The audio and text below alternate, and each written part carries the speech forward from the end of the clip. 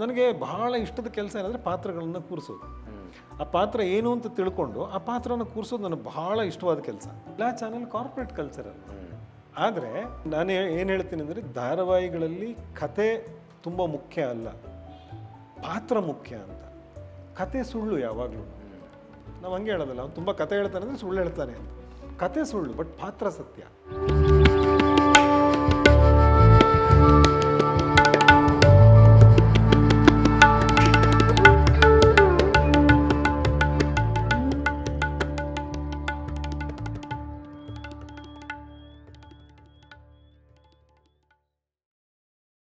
ಅಂದರೆ ಅವಾಗ ಏನಾಗೋದು, ಒಬ್ಬ ಒಳ್ಳೆಯ ರೈಟ್ರು ಅಂದರೆ ಡಿಮಾಂಡ್ ಇರೋದು. 3-4 ಸೀರಿಯಲಿಗೆ ಬರಿತಾ ಇದ್ರು. ಅವ್ರು ಸಿಗ್ತಿರ್ಲಿಲ್ಲ. ಅಲ್ಲ, ಅವ್ರು ತಗೊಳ್ಳೋರು, ಅವ್ರ ಹತ್ರ ಬರೆಯೋಕ್ಕಾಗಲ್ವಲ್ಲ. ಗೋಸ್ಟ್ ರೈಟ್ ಹುಡುಕ್ತಾ ಇದ್ರು, ತಮ್ಮ ಸ್ವಭಾವಕ್ಕೆ ಹೊಂದ್ಕೊಂಡು ಬರೆಯುವಂಥವ್ರನ್ನ. ಅದು ಹಾಗೆ ಬಿ ಸುರೇಶ್ ಸರಿಗೆ ಗೊತ್ತಾಯಿತು ನಾನು ರೈಟ್ರು ಅನ್ನೋದೆಲ್ಲ. ಆಮೇಲೆ ಅವರು ಪ್ರೀತಿ ಪ್ರೇಮ ಅಂತ ಶುರು ಮಾಡಿದಾಗ ಅದರಲ್ಲೊಂದು ಎಪಿಸೋಡಲ್ಲಿ ಆ್ಯಕ್ಟ್ ಮಾಡಿದ್ದೆ ನಾನು. ಅದು ಒಂದೊಂದು ಎಪಿಸೋಡ್ ಒಂದೊಂದು ಕತೆ, ಶಾರ್ಟ್ ಮೂವಿ ಥರ ಅಂತ ಹೇಳ್ಬೋದು. ಒಂದು 1 ಅವರ್ ಎಪಿಸೋಡ್ಸ್ ಅದರಲ್ಲಿ ಆ್ಯಕ್ಟ್ ಮಾಡಿದೆ. ನೆಕ್ಸ್ಟ್ ಹಂಗೆ ಕತೆ ಕೇಳಿದ್ರು, ಹೇಳಿದೆ, ಹಾಗೆ ಅಲ್ಲಿ ಬರೆಯೋಕ್ಕೆ ಶುರು ಮಾಡಿದೆ. ಅವರು ನನ್ನನ್ನು ಡೈರೆಕ್ಟರನ್ನಾಗಿ ಮಾಡಿದ್ದು. ಯಾವುದು ನಿಮಗೆ ಡೈರೆಕ್ಷನ್ ಮೊದಲೇ? ಪ್ರೀತಿ ಪ್ರೇಮ ಆ ಎಪಿಸೋಡ್ಸನ್ನೇ ನಾನು ಡೈರೆಕ್ಟ್ ಮಾಡಿದ್ದೆ. ನೀವು ಎಪಿಸೋಡ್ ಡೈರೆಕ್ಟರ್ ಆಗಿ? ಹೌದು, ಅವರ ಸಾರಥ್ಯದಲ್ಲಿ ಆಗ್ತಾ ಇದ್ದಿದ್ದು, ನಾವು ಎಪಿಸೋಡ್ ಡೈರೆಕ್ಟರ್ ಆಗಿ. ಸೊ ಫಸ್ಟ್ ಡೈರೆಕ್ಷನ್ ಅಂತ ಮಾಡಿಸಿದ್ದು ಅವರು. ಆಮೇಲೆ ಮತ್ತೆ ತಿರುಗಿ ನೋಡಿಲ್ಲ. ಇದು ಈ ಸೀರಿಯಲ್ಗೆ ಬರೋದಕ್ಕಿಂತಲೂ ಮುಂಚೆ ಈ ಪ್ರೊಡ್ಯೂಸರ್ ಇಷ್ಟು ಗಟ್ಟಿಯಾಗಿ ನಿಮ್ಮನ್ನೇ ತಗೋಬೇಕಂತ ನಿರ್ಣಯ ಮಾಡಲಿಕ್ಕೆ ಹಿಂದಿನ ಯಾವ ಇನ್ಫ್ಲುಯೆನ್ಸ್ ಕಾರಣ ಆಯಿತು? ಅದೇ ಪ್ರೀತಿ ಪ್ರೇಮ ಆದಮೇಲೆ ಮೆಗಾ ಸೀರಿಯಲ್ ಚುಕ್ಕಿ ಅಂತ ಶುರುವಾಯಿತು. ಬಟ್ ಬಿ ಸುರೇಶ್ ಸರ್ಗೆ ಏನಿತ್ತು, ನೀನು ಡೈರೆಕ್ಟ್ ಮಾಡಬೇಡ ಕಣೋ, ಡೈರೆಕ್ಷನಲ್ಲಿ ಕ್ರಿಯೇಟಿವಿಟಿ ಇಲ್ಲ ಇಲ್ಲಿ, ಮೆಗಾ ಸೀರಿಯಲ್ಲಿ ರೈಟಿಂಗಲ್ಲೇ ಇರೋದು, ನಿನ್ನ ರೈಟಿಂಗ್ ಅಷ್ಟು ಚೆನ್ನಾಗಿದೆಯಲ್ಲೋ, ರೈಟಿಂಗ್ ಮಾಡು. ಅಷ್ಟಲ್ಲ, ಅವ್ರದ್ದು ಇನ್ನೊಂದು ಸೀರಿಯಲ್ ಶುರು ಆಯಿತು, ಮೆಗಾ ಸೀರಿಯಲ್, ನೀನು ಅದಕ್ಕೆ ಬರೀ ಪ್ರೀತಿ ಪ್ರೇಮ ನೀನು ಒಬ್ಬನೇ ಡೈರೆಕ್ಟ್ ಮಾಡ್ಕೊಂಡಿರು ಅಂತ ಹೇಳಿದ್ರು. ಇಲ್ಲ ಸರ್, ಬೇಡ, ಒಂದು ಟ್ರೈ ಮಾಡ್ತೀನಿ, ನೀವು ಡೈರೆಕ್ಟ್ ಮಾಡೋಕ್ಕೋದ್ರೆ ಹುಚ್ಚಿಡಿಯತ್ತೆ ಅಂದರು. ಬಿಡ್ಸಕ್ಕೆ ನೀವು ಇದ್ದಿರಲ್ಲ ಸರ್, ಅವಾಗ ವಾಪಸ್ ಬರ್ತೀನಿ, ಹುಚ್ಚು ಜಾಸ್ತಿ ಆದರೆ ಬಿಡಿಸ್ಕೊಳಕ್ಕೆ ನಿಮ್ಮ ಹತ್ರನೇ ಬರ್ತೀನಿ ಅಂತಂದೆ. ಅಫ್ಕೋರ್ಸ್ ನಿಜವಾದ ಒಳ್ಳೆಯ ಗುರು. ಅಂದರೆ ಸ್ಪಾಟಲ್ಲಿ ಡೈರೆಕ್ಷನ್ನು ಅದು ಇದು ಅಂತೆಲ್ಲ ಏನು ಹೇಳ್ಕೊಟ್ಟಿದ್ದಲ್ಲ ಅವರು. ಅದು ಸ್ಪಾಟಿಗೆ ಬರ್ತಾ ಇರಲಿಲ್ಲ ಆ್ಯಕ್ಚುಲಿ. ಪ್ರೀತಿ ಪ್ರೇಮ ಒಬ್ಬೊಬ್ರಿಗೆ ಜವಾಬ್ದಾರಿ ಕೊಟ್ಟು ಕತೆ ಫೈನಲ್ ಆದಮೇಲೆ ಬಿಟ್ಬಿಡ್ತಾಯಿದ್ರು, ಬಂದು ಪ್ರಿವ್ಯೂ ಮಾಡ್ತಾಯಿದ್ರು. ನಾವು ಶೂಟ್ ಮಾಡ್ಕೊಂಬಂದೂ ಪ್ರಿವ್ಯೂ ಮಾಡ್ತಾಯಿದ್ರು. ಆಮೇಲೆ ಹೇಳೋರು, ಈ ಶಾರ್ಟ್ ಹಿಂಗೆ ತೊಗೊಂಡಿದ್ದಲ್ಲ, ಇದ್ರ ಬದಲು ಈ ಥರ ತೊಗೊಂಡಿದ್ರೆ ಚೆನ್ನಾಗಿರ್ತಿತ್ತು. ಸೊ ಈ ಥರ ನನಗೆ ಹೆಂಗೆ ಅವರು ಅಂದರೆ ನನಗೆ ಹೆಂಗೆ ಪಾಠ ಕಲಿಸಿದ್ದಾರೆ ಅಂದರೆ ಈ ಡಿರೆಕ್ಷನ್ ಪಾಠಗಳನ್ನ ಹಿಂಗೆ ಬರೀ ಡೈರೆಕ್ಷನ್ ಅಲ್ಲ, ರೈಟಿಂಗು ಸೇರಿ ಎಲ್ಲನೂ.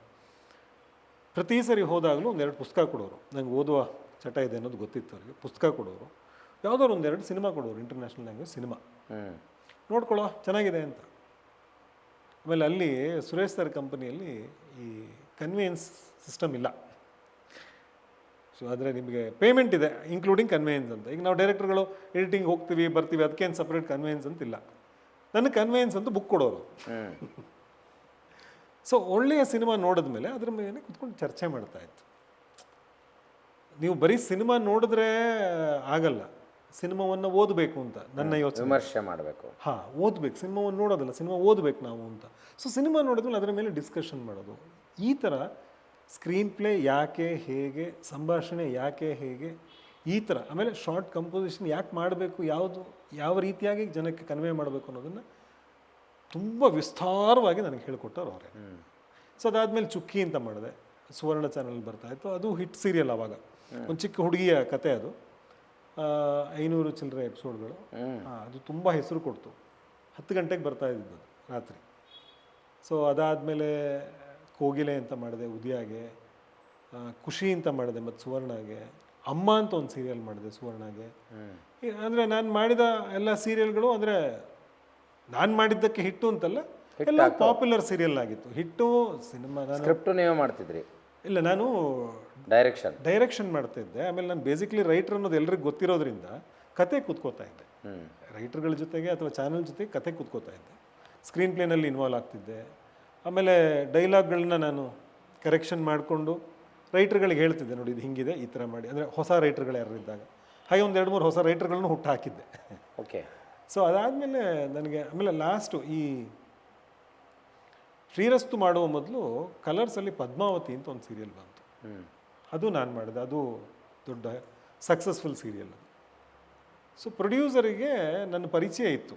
ಅಂದರೆ ಪ್ರೊಡ್ಯೂಸರ್ಗೆ ಅಂದರೆ ಅಷ್ಟರಲ್ಲಾಗಲೇ ಇಂಡಸ್ಟ್ರಿಯಲ್ಲಿ ಎಲ್ರಿಗೂ ಗೊತ್ತಲ್ಲ, ಚಾನಲ್ನವ್ರಿಗೆ ಇಂಡಸ್ಟ್ರಿಯಲ್ಲಿ ಇರೋ ಎಲ್ರಿಗೂ ನಾನು ಗೊತ್ತು ಯಾರು ಅಂತ. ಅವರು ಇದೇ ಪ್ರೊಡ್ಯೂಸರ್ ಬೇರೆ ಇನ್ನೊಂದು ಸೀರಿಯಲ್ ಮಾಡಬೇಕಾಗಿತ್ತು ಕಲರ್ಸ್ ಚಾನಲ್ಗೆ. ಸೊ ಅದಕ್ಕೆ ನನ್ನನ್ನು ಡೈರೆಕ್ಟರಾಗಿ ಸೆಲೆಕ್ಟ್ ಮಾಡಿಕೊಂಡ್ರು. ಒಂದು 5-6 ತಿಂಗಳು ಆಡಿಷನ್ನು ಇನ್ನೊಂದು ಮತ್ತೊಂದು ಮಾಡ್ತಾ ಮಾಡ್ತಾ ಕೊನೆಗೆ ಆ ಸೀರಿಯಲ್ಲೇ ಡ್ರಾಪ್ ಆಗೋಯ್ತು ಚಾನಲ್ ಕಡೆ. ಡ್ರಾಪ್ ಆಯಿತು. ಅಷ್ಟರಲ್ಲಿ ಇಲ್ಲಿ ಗಟ್ಟಿಮೇಳ ಅಂತ ಬರ್ತಾ ಇತ್ತು ಸೀರಿಯಲ್. ಹೌದು.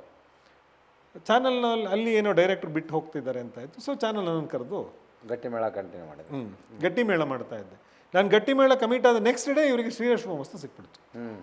ಈ ಪ್ರೊಡ್ಯೂಸರ್ಗೆ ಚಾನಲ್ ಕರೆದು ಶ್ರೀರಸ್ತು. ಅದ್ರ ಕಥೆ ಯಾರ್ದಿತ್ತು? ಯಾವುದು? ಶ್ರೀರಸ್ತು ಶುಭಮಸ್ತು. ಶ್ರೀರಸ್ತು ಶುಭಮಸ್ತು ಆ್ಯಕ್ಚುಲಿ ಒಂದು ಮರಾಠಿ ಸೀರಿಯಲ್ ಅದು, ಬೇಸ್. ಅಲ್ಲಿ 110-120 ಎಪಿಸೋಡ್ ಹೋಗಿರೋದು ಅದು. ಅದನ್ನು ಇಲ್ಲಿ ಮಾಡೋದು ಅಂತ ಇವ್ರನ್ನ ಕರೆದು ಹೇಳಿದ್ರು. ನಾನು ಗಟ್ಟಿಮೇಳ ಮಾಡ್ತಾ ಇದ್ದೆ. ನಾನು ಇದಕ್ಕೆ ತಲೆನೇ ಹಾಕಿ ನಾನು ಇನ್ನು ಆಗಲ್ವಲ್ಲ, ನನಗೂ ಇದಕ್ಕೆ ಸಂಬಂಧವೇ ಇಲ್ಲ.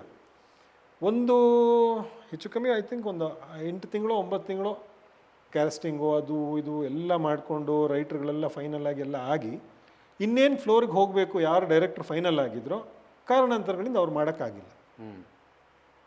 ಅಷ್ಟರಲ್ಲಾಗಲೇ ನಾನು ಗಟ್ಟಿಮೇಳ ಬಿಟ್ಟಿದ್ದೆ. ನಾನು ಒಂದು ವರ್ಷ ಮಾಡಿದ್ದೆ, ಸಾಕು ಅಂತ ಬಿಟ್ಬಿಟ್ಟಿದ್ದೆ. ಅಂದರೆ ನಾನು ಗಟ್ಟಿಮೇಳಕ್ಕೆ ಹೋದಾಗಲೇ ಅದು 500 ಎಪಿಸೋಡ್ ಆಗಿತ್ತು.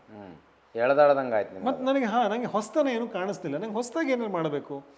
ನನಗೆ ಬಹಳ ಇಷ್ಟದ ಕೆಲಸ ಏನಂದರೆ ಪಾತ್ರಗಳನ್ನು ಕೂರಿಸೋದು. ಆ ಪಾತ್ರ ಏನು ಅಂತ ತಿಳ್ಕೊಂಡು ಆ ಪಾತ್ರನ ಕೂರಿಸೋದು ನನಗೆ ಬಹಳ ಇಷ್ಟವಾದ ಕೆಲಸ. ಸೊ ಅಲ್ಲಿ ಏನು ಮಾಡುವಂಥದ್ದು ಅಂಥದ್ದೇನು ಇರಲಿಲ್ಲ. ಅಷ್ಟರಲ್ಲಾಗಲಿ ಡೈರೆಕ್ಟ್ರ್ ಬಿಟ್ಟು ಹೋಗಿದ್ರು. ನಾನು ಇದು ಬಿಟ್ಟಿದ್ದೆ. ಬಂದು ಕೇಳಿದ್ರು, ನಮ್ಮ ಪ್ರೊಡ್ಯೂಸರ್ ಫೋನ್ ಮಾಡಿದ್ರು, ಈ ಥರ ಇದೆ ಸುದೇಶ್, ಚಾನಲ್ನವರು ಕೇಳಿದ್ರು ನಿಮ್ಮನ್ನು ಕೇಳೋದಕ್ಕೆ. ಸೊ ನಮ್ಮ ತಲೆಯಲ್ಲಿ ನೀವೇ ಇರೋದಲ್ಲ ನೋಡಿ. ಬಂದು ಕೇಳಿದೆ. ಕತೆ ತುಂಬ ಇಂಟ್ರೆಸ್ಟಿಂಗ್ ಅನ್ನಿಸ್ತು. ಮಾಡಿದ್ರೆ ಈ ಥರದ್ದು ಏನಾದ್ರು ಮಾಡಬೇಕು. ಆಮೇಲೆ ನನಗೆ ನಾನು ಸುಧಾರಾಣಿ ಮೇಡಮ್ ಅವರು 2008ರಲ್ಲಿ ಒಂದು ಸೀರಿಯಲ್ ಜೊತೆಗೆ ಆ್ಯಕ್ಟ್ ಮಾಡಿದ್ವಿ. ರಥಸಪ್ತಮಿ ಅಂತ ಒಂದು ಸೀರಿಯಲ್ ಉದಯದಲ್ಲಿ. ತುಂಬ ದಿವಸ ಬರಲಿಲ್ಲ. ಅಂದರೆ ಆ ಟ್ರ್ಯಾಕೇ ಚೇಂಜ್ ಆಗೋಯ್ತು. ಮ್ಯಾಮು ಸ್ವಲ್ಪ ದಿವಸ ಮಾಡಿದ್ರೆ ಆಮೇಲೆ ಅವರು ಬಿಟ್ಬಿಟ್ರು. ಆಮೇಲೆ ಅವ್ರು ಬಿಡ್ತಿದ್ದಾಗೆ ನಮ್ಮ ಟ್ರ್ಯಾಕ್ ಎಲ್ಲ ಹೋಗ್ಬಿಟ್ಟಿತ್ತು. ಸೊ ಅದು ಬಿಟ್ಟರೆ ನನಗೆ ಅವರು ಅವ್ರ ಜೊತೆಗೆ ಬೇರೆ ಯಾವುದು ಕೆಲಸ ಮಾಡಿಲ್ಲ, ಏನೂ ಇಲ್ಲ. ಸೊ ಅವರಿದ್ದಾರೆ. ಆಮೇಲೆ ಸುಧಾರಾಣಿ ಮೇಡಮ್ ಮಾವನ ಪಾತ್ರ ಮಾಡಿದರು, ವೆಂಕಟ್ರಾವ್ ಅಂತ, ಅವರಿರೋದು ಗೊತ್ತಾಯಿತು. ಆಮೇಲೆ ಸುಧಾರಾಣಿಯವರ ಪೇರ್ ಮಾಡಿದವರು ಅಜಿತ್ ಹಂದೆ. ಅಜಿತ್ ಹಂದೆಯವರು ನನಗೆ ಗೊತ್ತಿತ್ತು. ಅಂದರೆ ನೇರ ಪರಿಚಯ ಇಲ್ಲ, ಅವ್ರ ಆ್ಯಕ್ಟಿಂಗ್ ನನಗೆ ಗೊತ್ತಿತ್ತು. ಸೊ ಇಂಟ್ರೆಸ್ಟಿಂಗ್ ಅನ್ನಿಸ್ತು. ಅಂದರೆ ಕ್ಯಾಸ್ಟಿಂಗು ಚೆನ್ನಾಗಿ ಮಾಡಿದ್ದಾರೆ. ಸೊ ನಾನೀಗ ಹೋಗಿ ಕ್ಯಾಸ್ಟಿಂಗ್ ಮಾಡೋ ತಲೆನೂ ಇಲ್ಲ, ಎಲ್ಲ ರೆಡಿ ಇದೆ, ರೆಡಿ ಫುಡ್ ಇದೆ, ನೀವು ಮಾಡೋದು. ನಾನು ಹೋಗಿ ಡೈರೆಕ್ಟ್ ಮಾಡಬೇಕು ಅಂತ. ಸರಿ, ಬಂದ ಮೇಲೆ ಚಾನಲ್ಲು ಮತ್ತೊಂದಿಷ್ಟು ಕಥೆಯಲ್ಲಿ ಬದಲಾವಣೆಗಳನ್ನ ಮಾಡಿದ್ರು. ಅಂದರೆ ಅದು ಚಾನಲ್ ಡಿಸಿಷನ್ ಅಥವಾ ಡೈರೆಕ್ಟ್ರಿಗೆ ಫ್ರೀಡಮ್ ಇತ್ತ? ಡೈರೆಕ್ಟ್ರು ಪ್ರೊಡ್ಯೂಸರ್ ಅಲ್ಲಲ್ಲ, ಡೈರೆಕ್ಟ್ರಿಗೆ ಜೀದಲ್ಲಿ ಎಲ್ಲರೂ ಕೂಡ ಡಿಸಿಷನ್ ಮಾಡ್ತಾರಲ್ಲ. ಅಲ್ಲಲ್ಲ, ಎಲ್ಲ ಚಾನಲ್ ಕಾರ್ಪೊರೇಟ್ ಕಲ್ಚರ್ ಅಲ್ವಾ. ಆದರೆ ಈಗ ನಿಮ್ಮ ಹತ್ರ ಏನೋ ಅಂದರೆ ಬೇರೆ ಕಡೆ ಬೇರೆ ಕಂಪನಿಗಳಲ್ಲೆಲ್ಲ ಕಾರ್ಪೊರೇಟ್ ಹೆಂಗೆ ಕೆಲಸ ಮಾಡುತ್ತೆ ನನಗೆ ಅಷ್ಟು ಅನುಭವ ಇಲ್ಲ, ಅಥವಾ ಅಂಥ ಐಡಿಯಾನೂ ಇಲ್ಲ. ಚಾನಲ್ಗಳು ಅಫ್ಕೋರ್ಸ್ ಕಾರ್ಪೊರೇಟ್ ಕಲ್ಚರ್ ಆದರೂ ಕೂಡ ನಿಮ್ಮ ಹತ್ರ ಯಾವುದಾದ್ರು ಒಂದು ಟ್ಯಾಲೆಂಟ್ ಇದೆ ಅಂತಂದರೆ ಅದನ್ನು ಖಂಡಿತ ತೆಗಿಯೋಕ್ಕೆ ಎಕ್ಸ್ಟ್ರಾಕ್ಟ್ ಮಾಡೇ ಮಾಡ್ತಾರೆ ಅವರು. ಸೊ ಎಲ್ರಿಗೂ ಗೊತ್ತಿತ್ತು. ಅಲ್ಲಿ ಇದ್ದ ಆಲ್ಮೋಸ್ಟ್ ಚಾನಲ್ ಸ್ಟಾಫ್ಗಳೆಲ್ಲ ನನ್ನ ಜೊತೆ ಬೇರೆ ಬೇರೆ ಚಾನಲ್ಗಳಲ್ಲಿ ಅಥವಾ ಬೇರೆ ಬೇರೆ ಸೀರಿಯಲ್ ಕೆಲಸ ಮಾಡಿರೋರು. ಸೊ ಎಲ್ರಿಗೂ ನಾನು ಗೊತ್ತಿತ್ತು. ನಾನು ಬಂದ ಮೇಲೆ ಮತ್ತೆ ನನಗೊಮ್ಮೆ ಬ್ರೀಫ್ ಮಾಡ್ತಾರಲ್ಲ, ಬ್ರೀಫ್ ಮಾಡ್ತಾ ಕೆಲವು ಡೌಟ್ಗಳು ಬರೋದು. ಸರ್, ಈ ಕ್ಯಾರೆಕ್ಟರೈಸೇಷನ್ ಹೇಗೆ ಸರ್ ಸೊ ಇದನ್ನು ಹಿಂಗೆ ಮಾಡುವ, ಅಥವಾ ಇದು ಯಾಕೋ ಹೀಗೆ ಅನ್ನಿಸ್ತಾ ಇದೆ, ಹಿಂಗೆ ಮಾಡುವ ಅಂತ. ಫಸ್ಟ್ ಇವರೊಂದು 10 ದಿವಸ ಶೂಟ್ ಮಾಡಿದರು ನಾನು ಬರೋ ಮೊದಲೇ. ಅಲ್ಲಿ ತುಳಸಿ ಪಾತ್ರ, ಸುಧಾರಾಣಿ ಮ್ಯಾಮ್ ಮಾಡಿರೋ ಪಾತ್ರ ಹೆಂಗಿತ್ತು ಅಂದರೆ ಅಳುಮುಂಜಿ, ಮಾವ ಟೆರರು, ಕೂತ್ರೆ ಬೈಯೋದು, ನಿತ್ರೆ ಬೈಯೋದು, ಇವರು ಹತ್ತು ಬಿಡೋದು, ಮಾವನ್ನ ವಿಲನ್ ಮಾಡಿಬಿಟ್ಟಿದ್ರು. ಸೊ ಅದು ಚಾನಲ್ನವ್ರಿಗೆ ಏನಾಯ್ತು, ಅದನ್ನು ನೋಡಿದ ಮೇಲೆ ಈ ಪಾತ್ರ ಹಿಂಗೆ ವರ್ಕ್ ಆಗ್ತಿಲ್ಲ ಅಂತ ಅನ್ನಿಸ್ತು. ಸೊ ನಾನೊಂದು ಐಡಿಯಾ ಕೊಟ್ಟೆ. ಹಿಂದೆ ಯಾವುದೋ ಒಂದು ಸೀರಿಯಲಲ್ಲಿ ಒಂದು ಅತ್ತೆ ಪಾತ್ರವನ್ನು ಮಾಡಿದ್ದೆ ಹಾಗೆ. ಸರ್, ಈ ಕ್ಯಾರೆಕ್ಟ್ರಲ್ಲಿ ಹ್ಯೂಮರ್ ತೊಗೊಂಬಂದರೆ ಚೆನ್ನಾಗಿರುತ್ತೆ. ಬೈತಾರೆ, ಅದು ಸೊಸೆಗೆ ಬೈಗುಳ ಅಂತ ಅನಿಸಲ್ಲ, ಅದು ಆಶೀರ್ವಾದ ಅಂತ ಅನಿಸುತ್ತೆ. ಆಮೇಲೆ ಅವ್ರು ಬೈಯೋದಕ್ಕೂ ಲಾಜಿಕ್ ಇದೆ. ಸುಮ್ಮನೆ ಅಂದರೆ ಕಾರಣ ಇಲ್ಲದೆ ಬೈಯೋದಲ್ಲ, ಅದೊಂದು ಕೇರಿಂಗ್, ಅದು ಬೈಯಗಳದಲ್ಲೂ ಒಂದು ಕೇರ್ ಇರುತ್ತೆ ಈ ಥರ. ಸೊ ಹಿಂದೆ ಮಾಡಿದ ಒಂದು ಸೀರಿಯಲಲ್ಲಿ ಆ ಪಾತ್ರ ಬೆಂಕಿ ಬಿತ್ತು ಅಂತ ಹೇಳ್ತಾ ಇರುತ್ತೆ. ಆ ಥರ ಏನಾದ್ರು ಮಾಡ್ಬೋದು ಅಂದಾಗ ಚಾನಲ್ ಹೆಡ್ಡು ನೆಗೆದು ಬಿತ್ತು, ಇದು ಚೆನ್ನಾಗಿರುತ್ತೆ, ಮಾಡಿಸಿ ಸರ್ ಅಂತ. ಹೀಗೆ ಎಲ್ಲ ಪಾತ್ರಗಳನ್ನ ಕೂರಿಸ್ತಾ ರೀಕನ್ಸ್ಟ್ರಕ್ಟ್ ಮಾಡ್ತಾ ರೀಕನ್ಸ್ಟ್ರಕ್ಟ್ ಮಾಡಿ. ಆಮೇಲೆ ಮರಾಠಿಯನ್ನು ನಾವು ಫಾಲೋವೇ ಮಾಡಿಲ್ಲ, ನೋಡಲೇ ಇಲ್ಲ ಅದನ್ನು, ನೋಡೋಕ್ಕೆ ಹೋಗಿಲ್ಲ. ಯಾಕಂದರೆ ಮರಾಠಿಯಲ್ಲಿ ಇದ್ದಿದ್ದು 8 ಪಾತ್ರ. ಇಲ್ಲಿ ಮಾಧವನ ಪಾತ್ರ ಏನಿತ್ತಲ್ಲ, ಮಾಧವನ ಫ್ಯಾಮಿಲಿ ಇಲ್ಲವೇ ಇಲ್ಲ ಅಲ್ಲಿ. ಮರಾಠಿಯಲ್ಲಿ ಮಾಧವ ಅನಾಥ, ಅವನೊಬ್ಬನೇ ಇರೋದು, ಅವನಿಗೆ ಯಾರೂ ಇಲ್ಲ, ಆ ಥರ ಇತ್ತು. ಆಮೇಲೆ ಅಲ್ಲೂ ಮಾವನ ಕ್ಯಾರೆಕ್ಟ್ರು ಅದೇ ಟೆರರ್. ಅಲ್ಲಿ ಸೊಸೆ ಮಗಳ ಮಾವನ್ನ ಇದು ತಾಯಿನ ಅತ್ತೆನ ಮದುವೆ ಮಾಡಿಸೋದು. ಮರಾಠಿಯಲ್ಲಿ ಸೊಸೆ ಅತ್ತೆ ಮದುವೆ ಮಾಡಿಸೋದು, ಇಲ್ಲಿ ಮಾವ ಸೊಸೆ ಮದುವೆ ಮಾಡಿಸೋದು ಮಾಡಿದೀವಲ್ವಾ. ಅಂದರೆ ಆ ತುಳಸಿ ಪಾತ್ರವನ್ನು ಅವರ ಸೊಸೆ ಸಿರಿ ಮದುವೆ ಮಾಡಿಸೋದು ಅಂತ. ಇವ್ರು ಫಸ್ಟ್ ಪ್ರೋಮೋ ಮಾಡೋವಾಗ ಹಾಗೆ ಮಾಡಿದ್ರು. ಪ್ರೋಮೋ ಮಾಡಾಯಿತು. ಆಮೇಲೆ ಆ ವಿಷಯಕ್ಕೆ ನಾನು ಆ ವಾಹಿನಿಯವ್ರನ್ನ ಮೆಚ್ತೀನಿ. ನಾವೇನೋ ತೋರಿಸಿದೀವಿ ಹಾಗೆ ಮಾಡಬೇಕು ಅನ್ನೋದಿಲ್ಲ, ಚೆನ್ನಾಗಿ ಏನಾಗಬೇಕು, ಲಾಜಿಕಲ್ ಯಾವ್ದು ಚೆನ್ನಾಗಿರುತ್ತೆ ಮಾಡೋಣ. ಸೊ ಮಾವನ ಕೈಯಲ್ಲಿ ಮಾಡಿಸಿದ್ರು, ಅದು ಆ್ಯಕ್ಚುಲಿ ಇನ್ನೂ ಪ್ಲಸ್ ಆಯಿತು. ಮಾವನೇ ತನ್ನ ಸೊಸೆಗೆ ಮದುವೆ ಮಾಡಿಸೋದು, ಅದು ಪ್ರೋಗ್ರೆಸಿವ್, ಅದು ರೆವಲ್ಯೂಷನ್ ಅಲ್ವಾ.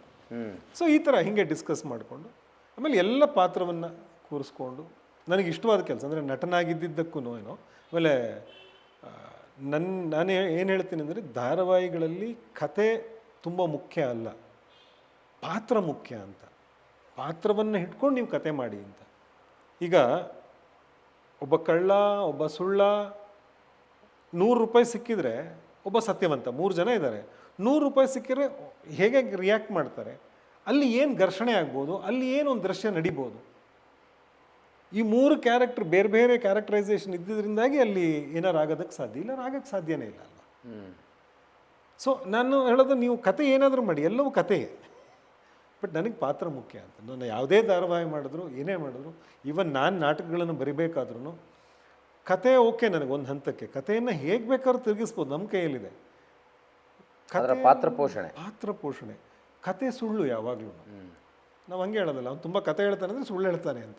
ಕತೆ ಸುಳ್ಳು, ಬಟ್ ಪಾತ್ರ ಸತ್ಯ. ಆ ಪಾತ್ರದ ಮುಖಾಂತರ ನಾನು ಕಥೆಯನ್ನು ಹೇಳಕ್ಕೆ ಹೋಗ್ತಾ ಇದ್ದೀನಿ ಅಂದಾಗ ಪಾತ್ರ ತುಂಬ ಇಂಪಾರ್ಟೆಂಟ್ ಆಗುತ್ತೆ. ಸೊ ಆಮೇಲೆ ನನಗೆ ಒಂದೇ ಥರ ಇನ್ನೊಂದು ಪಾತ್ರ ಅಭಿನಯಿಸಬಾರ್ದು, ಅದು ನಾನು ಇಷ್ಟಪಡಲ್ಲ ಯಾವತ್ತು. ಆ ಪಾತ್ರಕ್ಕೆ ಅದರದೇ ಆದ ಗುಣ ಇರಬೇಕು. ನೀವು ಶ್ರೀರಸ್ತು ನೋಡೋದ್ರಲ್ಲಿ ಒಂದೇ ಥರ ಯಾವುದೂ ಇರಲಿ, ಎಲ್ಲ ಪಾತ್ರಗಳದ್ದು ಭಾಷೆ ಇರ್ಬೋದು, ಐಡೆಂಟಿಟಿ ಬೇರೆ ಬೇರೆನೇ ಇತ್ತು. ಬಾಡಿ ಲ್ಯಾಂಗ್ವೇಜ್ ಬೇರೆ ಇರಬೇಕು, ಮಾತುಗಳು ಬೇರೆ ಇರಬೇಕು. ನೀವು ಆ ಥರ ಆ್ಯಕ್ಟರ್ಗಳಿಗೆ ತರಬೇತಿ ಕೊಡ್ತಾ ಇದ್ರೆ, ಹೇಳ್ತಾ ಅದರಲ್ಲಿ ತುಂಬ ಜನ ಹೊಸಬ್ರು ಇದ್ರು. ಐಡೆಂಟಿಟಿ ನಿಮ್ದು ಉಳಿಸ್ಕೊಳ್ರಿ ಅಂತ ಹೇಳಿದ್ರಿ. ಅಲ್ಲ, ನಾನು ಪಾತ್ರವನ್ನೇ ಹೇಳ್ಕೊಡ್ತೀನಿ, ಹಿಂಗೆ ಮಾಡಬೇಕು, ಇದು. ಆಮೇಲೆ ನಿಮ್ಗೆ ಏನೇ ಡೌಟ್ ಇದ್ರು ನಾನು ತುಂಬ ತಾಳ್ಮೆಯಿಂದ ಹೇಳ್ತೀನಿ. ಅದಕ್ಕೆ ನನಗೆ ಎಲ್ಲರೂ ತುಂಬ ತಾಳ್ಮೆ ಅಂತ ಹೇಳ್ತಿರೋದು. ಅಂದರೆ ಸ್ವಭಾವತಃ ನಾನು ತಾಳ್ಮೆ ಮನುಷ್ಯ ಅಂತಲ್ಲ, ಹೇಳೋವಾಗ ನನಗೆ ಆ ವ್ಯವಧಾನ ಇರುತ್ತೆ. ಈಗ ನಾನು ಏನೇ ಆ್ಯಕ್ಷನ್ ಕಟ್ ಹೇಳ್ಬೋದು, ನಾನು ಏನೇನೇ ಮಾಡ್ಬೋದು, ಬಟ್ ಜನಕ್ಕೆ ತಲುಪೋದು ನನ್ನ ಯೋಚನೆಗಳು ಅಥವಾ ನನ್ನ ಮಾತುಗಳು ಕಲಾವಿದರ ಮುಖಾಂತರ. ಸೊ ನಾನು ನಿಮಗೆ ಅದನ್ನು ಕನ್ವಿನ್ಸ್ ಮಾಡದೆ ಹೋದರೆ ನೀವು ಹೇಗೆ ಕನ್ವೆ ಮಾಡ್ತೀರಾ ಆಡಿಯನ್ಸಿಗೆ? ಸೊ ನೀವು ಫಸ್ಟ್ ಕನ್ವಿನ್ಸ್ ಆಗಬೇಕು. ಇದು ನನ್ನ ಬೇಸಿಕ್ ಲೈನ್.